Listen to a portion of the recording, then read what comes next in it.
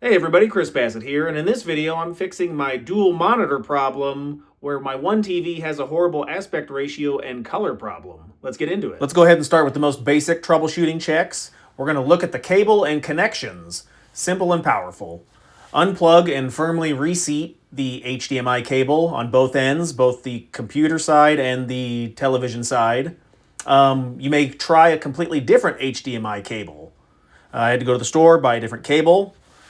Switch to another HDMI port on the bad TV, so from going from like HDMI port 1 to 2 to 3. And then a quick test, you can swap the cables between your two TVs. If the problem moves with the cable, go ahead and replace it. Next, let's go ahead and try to fix it on the actual TV.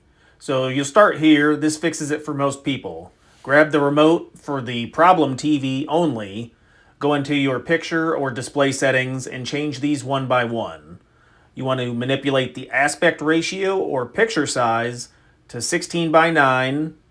Make sure it's set to just scan or screen fit or original. You want to avoid zoom or wide. Make sure you turn overscan off completely. Change the picture mode to standard, game, or PC if your TV has it. And then also if there's a color tint, go into the advanced color settings and reduce the blue or green levels. Next, let's take a look at the Windows display settings. Right-click your desktop, and you should see the display settings. Click on the problematic monitor. You'll probably see the numbers 1 and 2, and then set the correct resolution. Usually, for a full HD TV, it's 1920 by 1080. You'll also make sure to set the scale to 100%, and then make sure that it's set to extend these displays. Next, let's make sure that the graphics card and motherboard is up to date. So by hitting Windows R for run and then typing in MSInfo32, you can take a look at your motherboard model and see what you got. I am rocking the A520M IXT-AC, which is a ASRock motherboard. Next, let's take a look at the graphics card. So go ahead and right-click your taskbar down here at the bottom, and then bring up your task manager. Once that's open, you're looking over here on the left-hand side for performance. This will bring up the stats that your GPU is running, and the identification is over in the upper right-hand corner of the screen. So I am rocking an AMD Radeon RX 9060. So then we're just going to go ahead and go over to our browser and punch in the appropriate specs for your PC, right? We're going to try to update the graphics drivers. Make sure it's from the official NVIDIA, AMD, or Intel website, depending on what you have.